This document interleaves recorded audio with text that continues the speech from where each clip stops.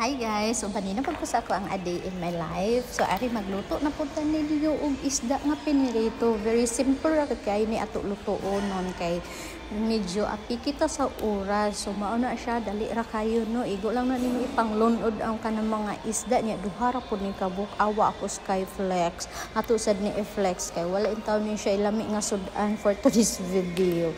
So, ari guys, naluto na ato ang pinirito. Ako sa gibali din. Ang man-ana, ako rin siya gibiyaan kay naligo pa ko. So, pagkahuman ako balik, mauna na siya ang naong na crispy na. Oo, ako ganan ani niya no, kanang mag-crunchy gid siya kay para mawala iyang langsi. So, dali na ato na ni haonon. Kay naluto naman, lisod pud pagod, duha ra biya taon ni. So, natay masudaan.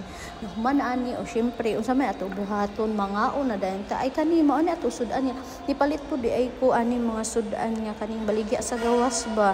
So naatay umbot sa mga ngalan ani, so na basta natay munggo. So ako sa niho karon guys, so mao na ni ato ang sudan for today's video. Pinaratong isda, kitong man tawag ana din na ay munggos, and then naatay murag paksiw. Oo nya pag man ay halang-halang nagmix ang pork o basta mauna na siya lang isad baya ilang mga timpla. So ali na mga unata ang ako gikaon no kani ay munggos ug ang isda, perfect match kaayo no.